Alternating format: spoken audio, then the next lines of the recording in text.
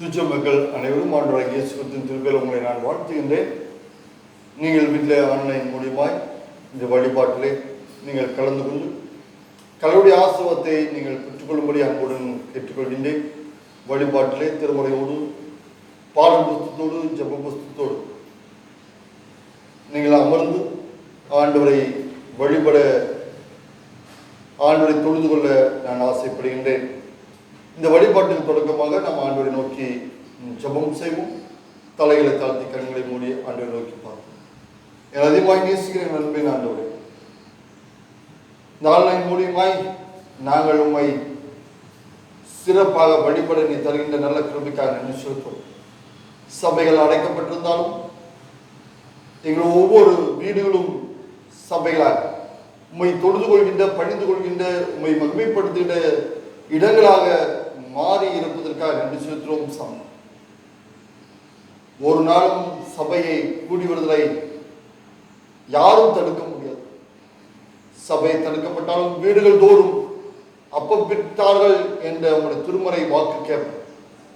சபைகள் வீடு தோறும் திருச்சபைகளாய் மாறினதுக்காக நன்றி செலுத்துகிறோம். மக்கள் பயபக்தியோடு தங்களுடைய வீடுகளிலே அமர்ந்து உம்மை துதித்திட, உம்மை போற்றிட, உம்மை மகிமைப்படுத்திட, உம்முடைய வார்த்தையில கேட்டிட அருள் தர வேண்டுமா செபிக்கிறோம். நீர் எங்களோடு இருப்பீராக, எங்களை பலப்படுத்தும், தாங்கும், வழிநடத்தும். சபை மக்கள் ஒவ்வொருவரையும் ஆசீர்வதிப்பீராக. இயேசு உங்களுக்கு நல்ல கடவுளே, ஆமென். வழிபாட்டுக்கு ஆரம்பமாகவும் கடவுளை போற்று வண்ணமாகவும் யாவரும் எழுதுகின்ற பாமலிலே 15வது பாடலை நாம் பாடலாம். பாமலிலே 15வது பாடல், அலங்கார வாசலாலை கோவிலுக்குள் போகிறேன்.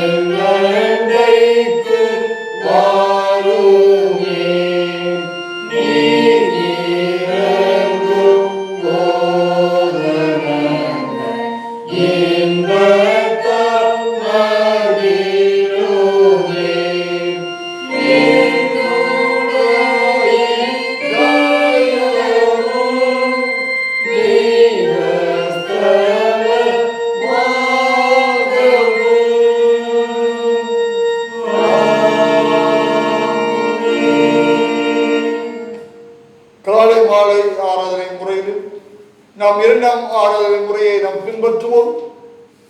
நாம் கடவுளை தொழுவோம். கடவுள் ஆவியா இருக்கிறார். அவரை தொழுது கொள்கிறவர்கள் ஆவியோடும் உண்மையோடும் அவரை தொழுது கொள்ள வேண்டும். நம்முடைய பிதாவாகிய கடவுளாலும் கர்த்தராகிய இயேசு கிறிஸ்துவினாலும் உங்களுக்கு கிருபையும் சமாதானம் உண்டாவதாக. இது கர்த்தர் உண்டு பண்ணால் இதில் கனி கொடுத்து மகிழ கடவோம். பக்கம் 4. ஆண்டவரே, எங்கள் உதடுகளை திறந்தருளும். பிதாவுக்கும் குமாரனுக்கும் பரிசுத்தாவிக்கும் மகிமை உண்டாவதாக. ஆமென். திரியே கடவுளை நாம் போற்றுவோம். சேனையின் கடவுளாய் கர்த்தரே, நீர் பரிசுத்தர், பரிசுத்தர், பரிசுத்தர். வானம் பூமி மீது மகிமையால் நிறைந்திருக்கின்றன. உன்னதத்திலே ஓசன்னா.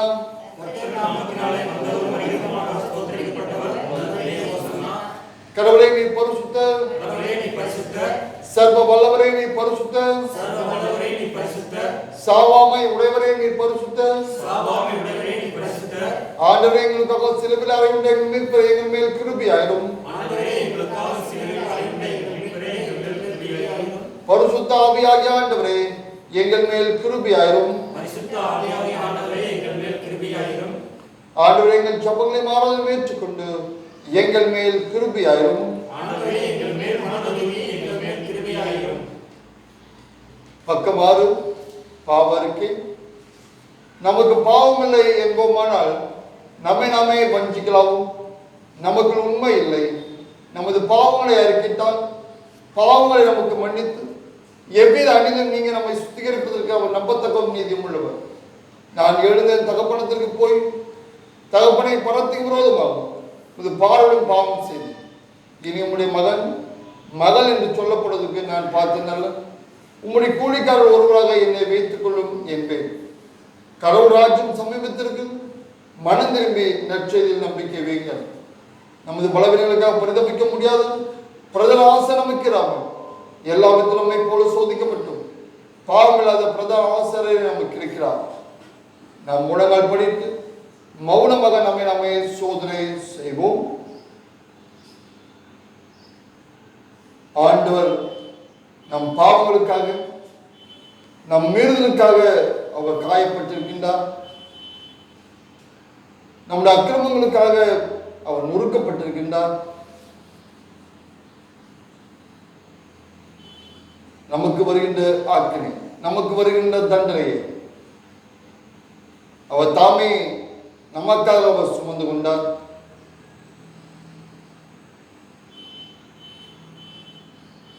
ஆண்டவரிடத்தில் நம் பாவங்களை அறிக்கை செய்வோம். ஆண்டவருக்கு விரோதமாய்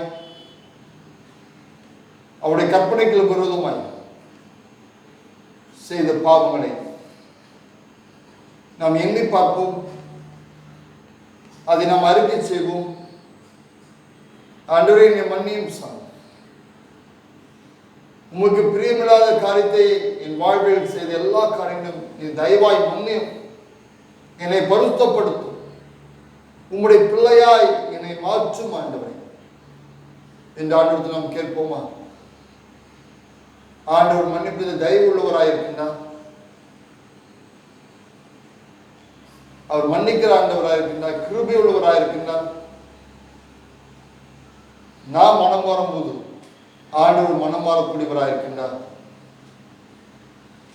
நினைவே மக்களுடைய மனமாற்றத்தை கண்ட அன்பின் ஆண்டவர் அவர்களை அழித்து விடாமல் தன் மனதை மாற்றிக் கொண்டது போல நாம் நம் பாவங்களை உணர்ந்து ஆண்டவரத்தில் அறிக்கை செய்வோம். நமக்கு வருகின்ற தண்டனை அவர் மாற்றி தரக்கூடியவராயிருக்கின்றார்.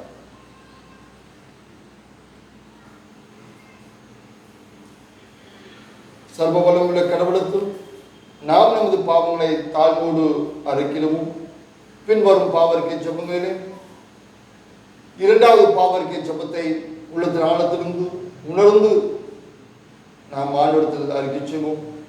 எங்கள் தந்தையாம் கடவுளே, நினைவினாலும் வார்த்தையாலும் செய்கிறாலும் விரோதமாய் பாவம் செய்திருக்கிறோம். முழு மனதும் எங்களுக்கு நாங்கள் அன்பு கொடுக்கிறோம். அயலாளத்தில் நாங்கள் அன்பு கொடுக்கவில்லை. எங்கள் மேலே இறக்கமாக வேண்டிக் கொள்கிறோம். எங்கள் பாவ அழுக்கை நீக்கி எங்களை சுத்திகரியும். எங்கள் துக்கங்களை விட்டுவிட எங்களுக்கு உயர்த்தியும் ஆண்டவர் இயேசு கிறிஸ்துவின் மூலமாக வேண்டிக் கொள்கிறோம் பிதாவே. ஆமென். சர்வ வல்லமை மிகுந்திருக்கும் உள்ள ஆண்டவர் மன்னிப்பை பாவ நிவர்த்தி நம்ம கட்டளை தருவி வாழ்க்கை சீர்படுவதற்கான காலத்தில் தமது பரிசுத்தாவின் கிருபையும் தேற்றுதலும் தந்தருளுவாராக. ஆமென். ஆண்டவரை துதியுங்கள். திருமறை பகுதிகளை வாசிக்க நாம் கேட்போம்.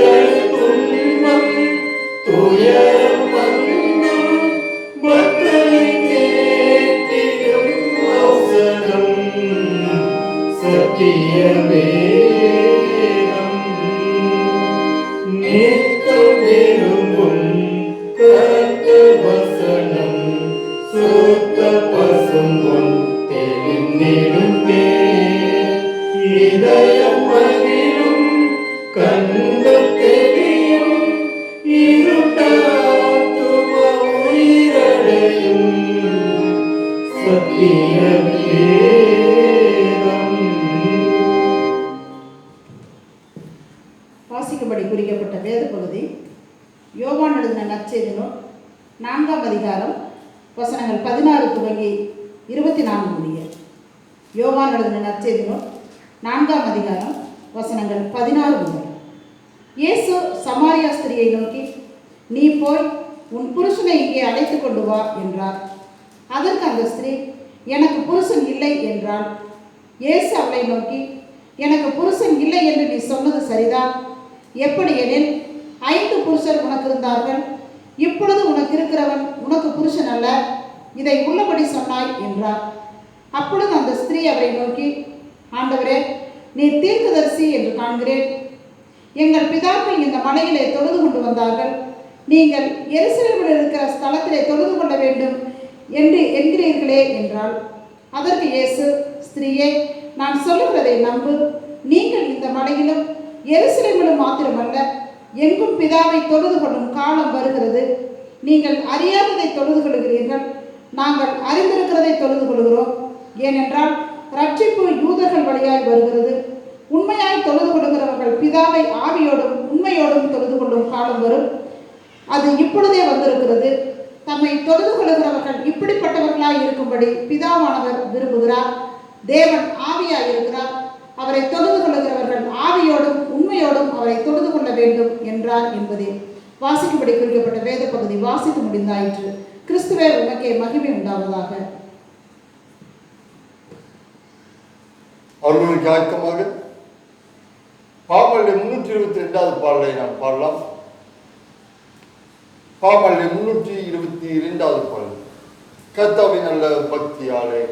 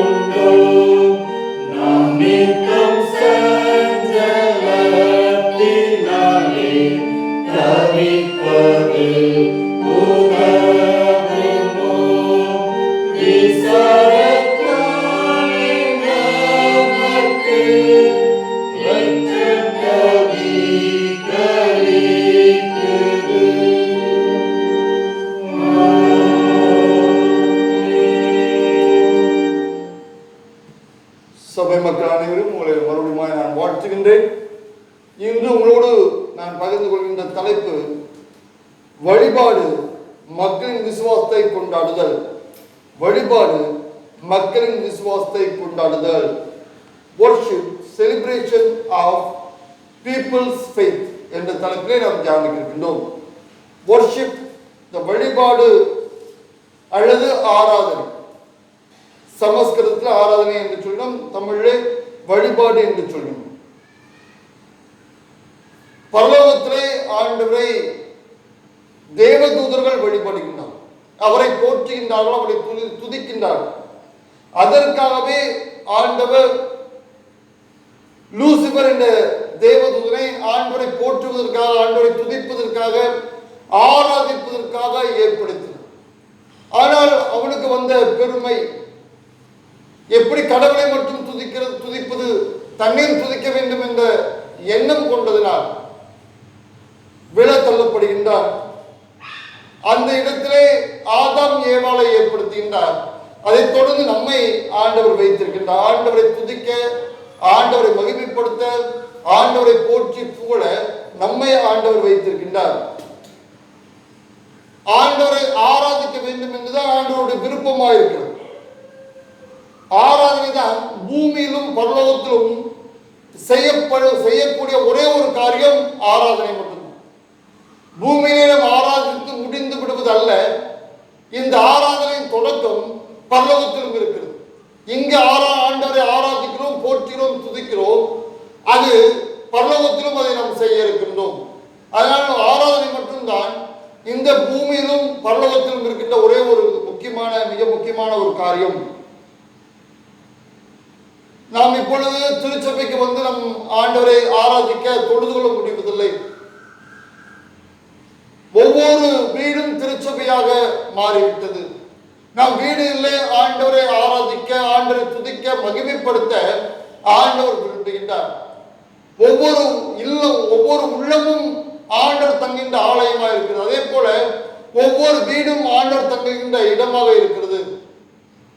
அந்த இடத்தை நாம் தூய்மையாக வைத்துக் கொள்ள வேண்டும் என்று ஆண்டவர் விரும்புகின்றார். ஆனால் இப்பொழுது ஆராதனை என்ற பெயரிலே, ஆண்டவரை துதிக்கிறோம் என்ற பெயரிலே தவறான காரியங்கள் நடைபெறுகிறது. அதை ஆண்டவர் விரும்புவதில்லை. ஆனால் ஆண்டவர் விரும்புகிறது உண்மையான ஆராதனை. ஆவியோடும் உண்மையோடும் ஆண்டவரை ஆராதிக்க வேண்டும் என்று ஆண்டவர் விரும்புகின்றார். திருமறையிலே 3 திருமறை பகுதியிலும் எப்படி ஆண்டவரை எப்படி ஆராதித்தார், அந்த ஆராதனையுடைய விளைவு என்ன என்பதை குறித்தான் நாம் பார்க்க இருக்கின்றோம். முதலாவதாக துதிக்கு பாத்திராகிய கடவுள். அவர் துதிக்கு பாத்திராயிருக்கின்ற கடவுள். ஏசியா தீர்க்கதரிசன புத்தகத்திலே 6ஆம் அதிகாரத்திலே 1ஆம் வசனம், உசியா ராஜா மரணமடைந்த வருஷத்திலே ஆண்டவருடைய உயரமும் உன்னதமான சிங்காசனத்தின் மேல் வீற்றிருக்க கண்டேன். உசியா ராஜா மரணமடைந்த அந்த வருஷத்திலே ஒரு ராஜாவோட மரணத்தை குறித்து அங்கு சொல்லப்படுகிறது. அந்த உசியா ராஜா மரணமடைந்த இந்த 4 வருஷத்திலே ஆண்டவர் உயரமும் உன்னதமான சிங்காசனத்தின் மேல் வீற்றிருக்க கண்டேன். ஒரு அரசர் மரணமடைந்து விட்டார். ஒரு ராஜாவோட வாழ்வு முடிந்தது, அவரோட ஆட்சி முடிந்தது. ஆனால் நிரந்தரமான யுக காலமாய் ராஜாதி ராஜாவாய் இருக்கிறவர் அந்த அடுத்த ஆட்சி தொடங்குகிறார். அவரோடு இந்த உசியா ராஜாவோடு இந்த அரசாட்சி ஆளுகை முடிவடைந்ததில்லை. அது தொடர்ந்து ஒரு ஆட்சி இருக்கிறது. அது ராஜாதி ராஜா கர்த்தாதி கர்த்தரா இருக்கிறவர் இருக்கின்றார். அவர் ஆட்சி முடிவற்றது. அதான் ஏசியா பார்க்கின்றார். ஆண்டவர் உயரமும் உன்னதமான சிங்காசனத்தின் மேல் வீற்றிருக்க கண்டு. அவர் கடவுளுடைய ஆட்சி நிரந்தரமானது, அது முடிவில்லாது என்பதாக அவர் சொல்கின்றார். சங்கீதம் 146 அவர் அழகாக சொல்கின்றார். சங்கீதம் 146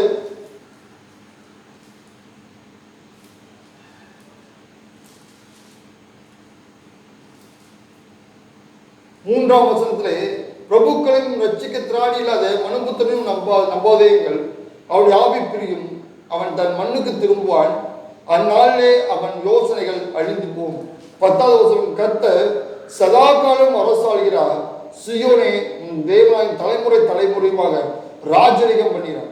ஆண்டோட அரசாட்சிக்கு முடிவில்லை. ஆனால் இந்த உலகத்தில் ஆட்சி செய்கிறவர்களுடைய அரசாட்சிலாம் ஒரு நிரந்தரமற்றது, அது முடிவுள்ளது. கிரேட் அலெக்சாண்டர் என்று சொல்கிறவர் 33 வயதிலே உலகத்திற்கு பல நாடுகளை பிடித்தார்.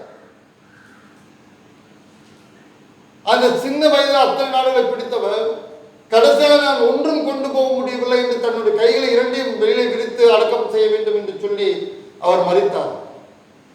ஆனால் ஆண்டவர் ராஜரிகம் பண்ணுகிறவராக இருக்கின்றார். அவர் அரசாட்சிக்கு முடிவில்லை என்று சொல்லப்படுகிறது. துதிக்கு பாத்திராகிய கடவுள், அவர் தான் துதிக்கு பாத்திரம். அவர் மட்டும்தான் நாம் துதிக்க கடமைப்பட்டிருக்கிறோம். அதை தொடர்ந்து ஏசியா 6ஆம் அதிகாரத்திலே அவருடைய வஸ்திரத்துவங்கள் தேவாலயம் முழுவதும் நிறைந்தது. அவருடைய மகிமை ஆலயம் முழுவதும் நிறைந்திருந்ததை ஏசியா காண்கின்றார். அதுக்கப்புறம்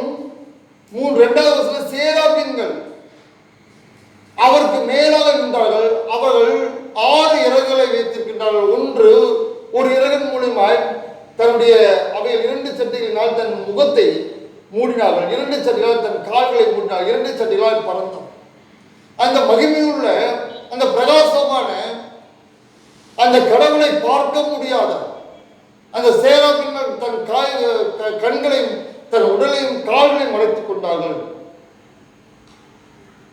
ஆணுடைய பிரசனம் பூமி முழுவதும் நிறைந்திருக்கிறது என்று அடுத்த பகுதி சொல்கிறது. தேவாலயம் முழுவதும் அவர் பிரசனம் நிறைந்திருக்கிறது. அவர் அதனால்தான் துதிக்கு பாத்திராகிய கடவுள். அவர்களை துதிக்கின்ற சேராபீன்கள் ஒவ்வொருவரும் நோக்கி ஒருவரை ஒருவர் நோக்கி சேரின் கர்த்தர் பரிசுத்தர் பரிசுத்தர் பரிசுத்தர், பூமி அனைத்தும் அவருடைய மகிமையால் நிறைந்தது. அவர் பரிசுத்தர் பரிசுத்தர் என்று அவரை போற்றுகின்றார்கள். அவர் துதிக்கு பாத்திராயிருக்கிறார். ஆராதனை என்பது ஆண்டவரை துதிக்கக்கூடியது. ஆண்டவர் செய்த நன்மைகளை போற்றி ஆண்டவருக்கு நன்றி செலுத்தக்கூடியதான் ஆராதனை. நாம் வாழ்வில் எவ்வளவு நன்மையில் ஆண்டவர் செய்திருக்கிறோம். நாம் நிற்பதும் நிர்மூலம் ஆகாதிருப்பதும் ஆண்டோட சுத்தக்கிறோம். இந்த கொரோனா வைரஸ் எத்தனை பேரத்தை துன்பத்துக்குள்ளே நடத்தி செல்கிறது. எத்தனை பேர் இறந்து கொண்டிருக்கின்றார். ஆனால் ஆண்டவர் உங்களையும் என்னையும் பாதுகாத்திருக்கின்றார், வழிநடத்துகின்றார். எல்லா தீமிலிருந்து நம்மை விலக்கி காக்கின்றாரே, அவரை நாம் நினைத்து துதிக்க, பாட, மகிமைப்படுத்த நாம் கடமை பெற்றிருக்கின்றோம். ஆண்டவரை துதிக்கின்ற ஒரு சேராபீன்கள் நாமும் ஆண்டவரை துதிக்க வேண்டும்.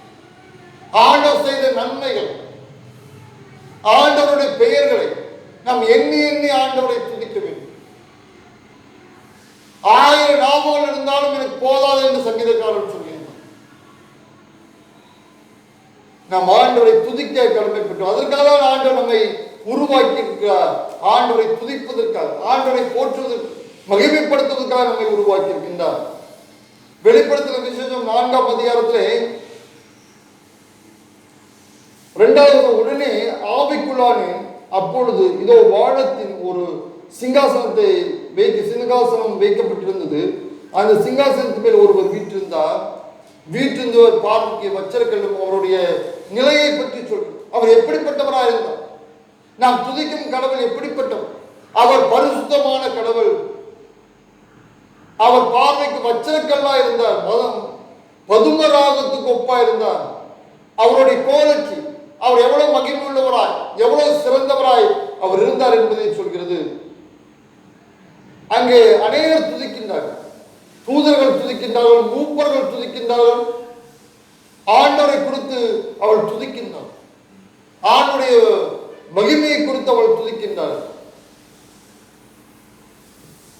ஆண்டவரை நாம் எந்த அளவுக்கு நாம் துதிக்கின்றோம், எந்த அளவுக்கு நாம் மகிமை. 11ஆம் வசனம், கர்த்தாவே தேவரே, மகிமையும் கனத்தையும் வல்லமையும் பெற்றுக் கொள்கிறதுக்கு பாத்திராய் இருக்கிறீர். நீரே சகலத்தையும் சிருஷ்டித்தீர். ஆண்டவரை துதிக்க பாத்திராய் இருக்கின்றார். நாம் ஆண்டவரை துதிக்க கடமை. வழிபாடு என்பது ஆண்டவரை துதிப்பது. நாம் அன்றாட ஜபங்களிலே ஆண்டவரை நாம் துதிக்க கடமை பெற்றிருக்கின்றோம். சங்கீதம் 148 அழகாக சொல்கின்ற ஒவ்வொரு காரியத்தையும் அவர் சொல்கின்றார். துதிப்பதை பற்றி ஆண்டவர் செய்த காரியங்களை குறித்து அந்த சங்கீதக்காரன் சொல்கின்றார்.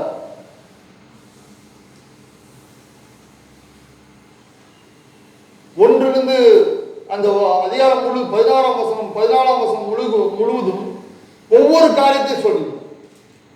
இயற்கையை படைத்தவரை துதியுங்கள், மனிதரை படைத்தவரை துதிங்கள், அக்கினியை கல்மனையை உறைந்தபடியே துதியுங்கள் என்று ஒவ்வொரு காரியத்தையும் அவர் சொல்லி வருகின்றார். அழகாக ஆண்டவர் நாம் துதிக்க கடமைப்பட்டிருக்கிறோம் என்றால் அவர் நம் வாழ்வில் அவ்வளவு நன்மையில் அவர் செய்திருக்கின்றார்.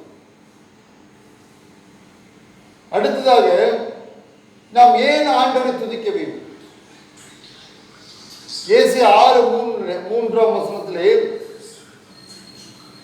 அவர் ஒருவரை ஒரு நோக்கி சேனையின் கர்த்தரே பரிசுத்தர் பரிசுத்தர், அவர் பரிசுத்தமாக இருக்கிறதுனால ஆண்டவரை நாம் துதிக்க வேண்டும். உலகத்தை அவர் படைத்திருக்கிறதுனால ஆண்டவரை நாம் துதிக்க வேண்டும். நம்மை காத்து வழிநடத்துகின்றாரே, அதற்காக ஆண்டவரை நாம் துதிக்க வேண்டும். இதற்காக ஆண்டவரை துதிக்க வேண்டும் என்று ஆண்டவர் நம்மிடத்தில் எதிர்பார்க்கின்றார். ஏசாயா 43:21 இந்த ஜனத்தை எனக்காக ஏற்படுத்துகிறேன், இவள் என் துதியை சொல்லி வருவார். நம்மை துதிப்பதற்காக ஆண்டவர் ஏற்படுத்தியிருக்கின்றார். துதி என்பது ஏதோ ஆண்டவர் நமக்கு நன்மை செய்தால் மட்டும் ஆண்டவரை துதிப்பதில்லை. நம்மளுக்கு வருகின்ற பிரச்சனைகள், போராட்டங்கள், கஷ்டங்களின் மத்தியிலும் ஆண்டவரை துதிக்க நம் வாய் வருகிறதா? அல்லது ஆண்டவரை முறுமுறுக்க நம் வாய் வருகிறதா? இன்பமாய் இருக்கும் போது ஆண்டவரை நாம் துதிக்கலாம். ஆனால் கஷ்டத்தின் மத்தியிலே ஆண்டவரை துதிக்கிறது தான் மிக முக்கியமானது. பவுலும் சீலாவும் சிறைச்சாலையில் ஆண்டவரை துதித்தார்கள். அவர் விடுதலை பெற்றுக் கொண்டார்கள். யோபுக்கு வந்த கஷ்டத்திலும் ஆண்டவரை மறுதலிக்காமல், ஆண்டவரை தூசியாமல், கர்த்தர் கொடுத்தால் கர்த்தர் எடுத்தால் ஆண்டவருக்கு நன்றி என்று போய் கொண்டிருக்கின்றார். பக்தருடைய வாழ்வில் அனைத்திலும் ஆண்டவரை அவர்கள் துதித்தார்கள். இன்பத்தில் மட்டுமல்ல, துன்பத்திலும் ஆண்டவரை துதித்தார். நாம் எப்படி ஆண்டவரை துதிக்கும்? நாம் சிறு சிறு கஷ்டங்கள் வந்தால் உடனே ஆண்டவரை முறுமுறுத்து விடுகிறோம். ஆண்டவர் கண் இருக்குதா, காது இருக்குதா, என் கஷ்டத்தை பார்க்கிறாரா என்று நாம் சொல்லிவிடுகிறோம், அங்கலாய்த்து விடுகிறோம். நாம் எந்த சொல்லும் ஆண்டவரை துதிக்க கடமைப்படும். அதுதான் ஆண்டவர் நம்மிடத்தில் எதிர்பார்க்கிற காரியம். அந்த ஆண்டவரை நாம் துதிக்கும் போதுதான் நாம் விடுதலை பெற்றுக் கொள்வோம். ஆண்டவரை நாம் துதிக்கும் போதுதான் நம் பிரச்சனைகளிலிருந்து ஆண்டவர் நம்மை மாற்றுவார். ஆண்டவரை துதிக்கும் போதுதான் கடன் பிரச்சனை, வியாதியிலிருந்து நம்மை விடுதலாக்கக்கூடியவராக இருக்கிறார். ஆண்டவரை துதிக்காமல் நாம் அப்படியே முடங்கி அந்த பிரச்சனையோடு இருந்தால் ஆண்டவர் நமக்கு உதவி செய்ய மாட்டார். ஆண்டவர் நாம் துதிக்கும் போது ஆண்டவர் நமக்கு துணை நிற்கக்கூடியவராய் ஆண்டவர் இருக்கின்றார். சிங்க கபீர ஆண்டவரை துதித்தார், தானியேலை ஆண்டவர் விடுதலையாக்கினார். அதே போல நாமும் துதிக்கும் போது பிரச்சனைகள், போராட்டங்கள், மகிழ்ச்சி எல்லா சூழ்நிலையும் துதிக்கும் போது ஆண்டவர் நம்மோடு இருந்து நம்மளை தாங்கி வழிநடத்தக்கூடியவராய் ஆண்டவர் இருப்பார். இரண்டாவதாக துதிக்கு பாத்திராக கடவுள்.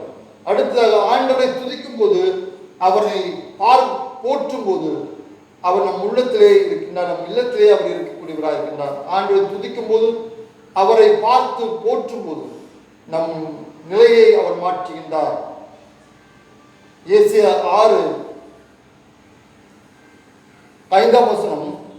அப்பொழுது நான் ஐயோ அதமானேன்.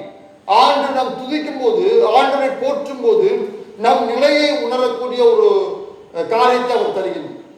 ஆண்டு நாம் துதிக்கும் போது தான், ஆண்டவரை போற்றும் போது தான் நாம் யார் என்பதை உணர்ந்து கொள்ள முடியும். இந்த ஏசாயா தீர்க்கதரிசி, அப்பொழுது நான் ஐயோ அதமானேன், நான் அசுத்த உதடுள்ள மனிதன், அசுத்த உதடுள்ள ஜனங்களின் நடுவில் வாசமாயிருக்கிறேன், சேல் கர்த்தராகிய ராஜாவின் கண்கள் கண்டதே அப்படின்னா. ஆண்டவரை பரிசுத்தராக, அவர் மிகப்பெரிய கடவுளாக அவர் பார்த்தபோது தன்னை பார்க்கின்றார். ஆண்டவரை பார்க்கின்றார், தன்னையும் பார்க்கின்றார். ஆண்டவரை பரிசுத்தராய் பார்க்கின்றார், பரிசுத்தம் உள்ளவராய் பார்க்கின்றார். ஆனால் தன்னை எப்படி பார்க்கின்றார்? அவர் சுத்தம் உள்ளவராக பார்க்கின்றார். நாம் எப்பொழுதுமே நமக்கு ஒரு மனநிலை, நமக்கு சமமானவளை நாம் பார்த்து விடுவோம், அல்லது கீழே இருக்கவளை பார்ப்போம். அவனை விட நல்லது, இவளை விட நல்லது, நான் நல்லா இருக்கிறேன், நான் நல்லா பைபிள் வாசிக்கிறேன், ஜெபிக்கிறேன், அவளை விட பெற்றா இருக்கிறேன், இவளை விட பெற்றா இருக்கிறேன், நான் சர்ச்சுக்கு போறேன், சர்ச்சு காணி கொடுக்கிறேன், எல்லாமே பண்றேன்.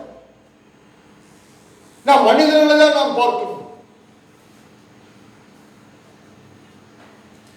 ஆனால் நாம் ஆண்டவரை பார்க்க வேண்டும் என்று ஆண்டவர் விரும்புகின்றார். ஏன்னா அவர்தான் பரிசுத்தர். அந்த பரிசுத்தமான கடவுளை ஏசாயா பார்த்தபோது, அப்பொழுது நான் ஐயோ அதமானேன், நான் அழிந்து போயிருவேன் என்று அச்சப்படுகின்றார் அவர். நான் அசுத்த உள்ள மனிதன், என் வாய், என் சிந்தனை, எண்ணங்கள், பார்வை எல்லாம் அசுத்தமா இருக்கிறது, நான் அசுத்தமா இருக்கிறேன், அசுத்தமுள்ள உதடுள்ள ஜனங்கள் நடுவில் வாசமா இருக்கிறேன், என்னை சுற்றில் இருக்கிற மக்கள் எல்லாம் பாவிகளா இருக்கிறார்களே என்று அவர் அங்கலாக்கின்றார். ஆண்டவரை பார்க்கிறார், தன்னை பார்க்கிறார். சேரின் கர்த்தராகிய ராஜாவின் கண்கள் கண்டதே என்று அவர் தன்னைத்தானே அவர் நிலையை உணர்ந்து கொள்கின்றார்.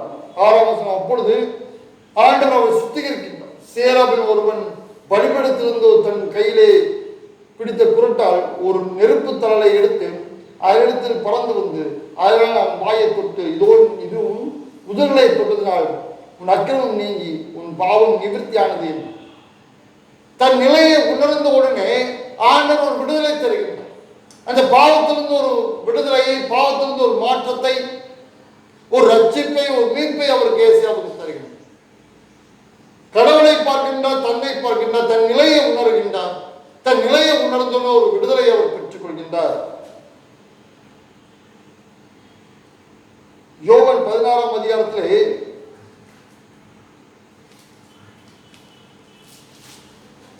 யோவான் 4ஆம் அதிகாரத்திலே அந்த பெண் தன் நிலையை உணர்கின்றார்.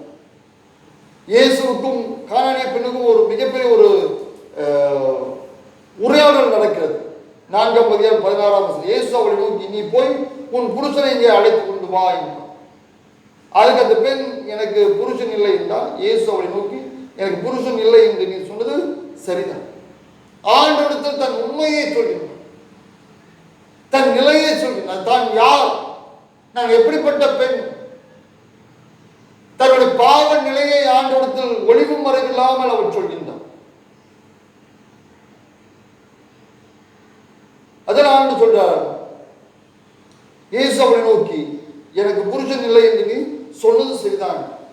எப்படின்னா 5 புருஷன் உனக்கு இருந்தாலும் இப்பொழுது உனக்கு இருக்கிற உனக்கு புருஷன் அல்ல, இது உள்ளபடி சொன்னாய்.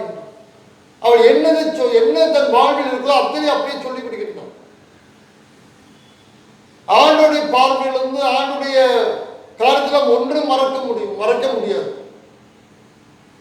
தன் பாவத்தை, தன்னுடைய வாழ்வின் கஷ்டத்தை உணர்ந்து அதை அறிக்கையிட்டு விடுகின்றான். அடுத்ததாக உடனே அவர் மிகப்பெரிய ஒரு காரியத்தை அவர் பேசுகின்றார். 19ஆம் வசனத்திலே, அப்பொழுது அந்த பெண் அவரை நோக்கி, ஆண்டவரே, நீ தீர்க்கதரிசி என்று காண்கிறேன். எங்கள் பிதாக்கள் இந்த மலையிலே தொழுது கொண்டு வந்தார்கள், நீங்கள் எருசலேம் இருக்கிற ஸ்தலத்திலே தொழுது கொள்ள வேண்டும் என்கிறீர்களே என்றார். அடுத்த ஸ்டெப்புக்கு போய்விடுகிறார். தன் பாவத்தை ஆண்டவரத்தில் அறிக்கையிடுகிறார். ஆண்டவர் சொல்கிறார், உண்மையை சொன்னார் என்று சொல்கின்றார். அடுத்தது ஆண்டவரை தொழுது கொள்வதற்கு நேராக அவர் டாக்டர் போகுதும். அது விவாதம் அதை நோக்கி செல்கிறது.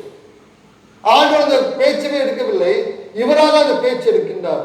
தீர்க்கதரிசியாக காண்கின்றார். கண்டவுடனே அவர் தொழுது கொள்வதை குறித்து அவர் பேச ஆரம்பித்து விடுகின்றார். எங்கள் பிதாக்கள் இந்த மலையிலே தொழுது கொண்டார்கள், கெர்சிம் என்ற மலையில். இந்த கானானிய மக்கள்